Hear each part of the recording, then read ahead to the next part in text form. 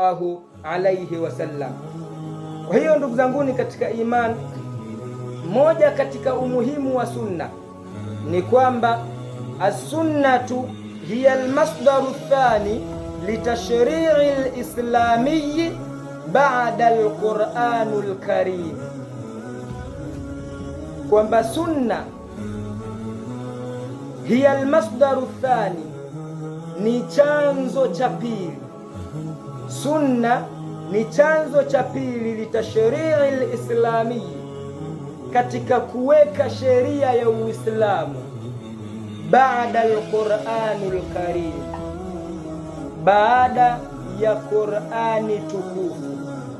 Kwa hiyo ni lazima tuweze kufahamu ndugu zanguni katika imani kwamba miongoni mwa umuhimu wa sunna ni kwamba sunna ni chanzo cha pili cha kuweka sheria katika Uislamu baada ya Qur'ani. Tunafahamu kwamba huu Uislamu una sheria zake, na kila jambo ambalo litakaloongozwa bila sheria, jambo hilo haliwezi kudumu, na kama litadumu basi litakuwa likienda shaba la baghala, litakuwa halieleweki kwa sababu zimekosekana sheria. Kwa hiyo jambo ambalo litakalodhibitiwa vizuri katika sheria zilizokuwa ni nzuri, zilizokuwa madhubuti, ambazo haziendi kinyume na Uislamu, basi moja kwa moja jambo hilo litakuwa sawasawa na litakuwa madhubuti.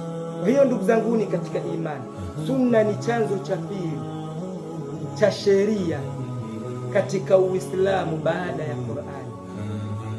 Kwa hiyo ni lazima tuweze kutambua kama sunna ina nafasi ya pili baada ya Qur'ani katika kuweka sheria kwenye huu Uislamu tuliokuwa nao sisi Waislamu, basi moja kwa moja ni wajibu kwetu sisi kuweza kufuata sunna hiyo.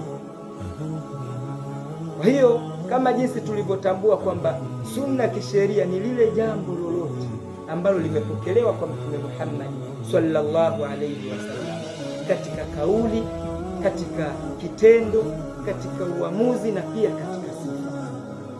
Hivyo ndivyo ambavyo ilivyo ndugu zangu katika imani. Kwa hiyo moja kwa moja na imani tumetambua, na Allah subhanahu wa ta'ala anasema katika Qur'ani yake tukufu, anasemaje?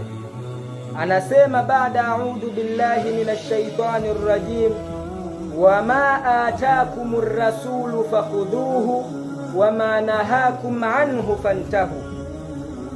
Anasema Allah subhanahu wa ta'ala, na alichokupeni Mtume Muhammad sallallahu alayhi wasallam chukueni.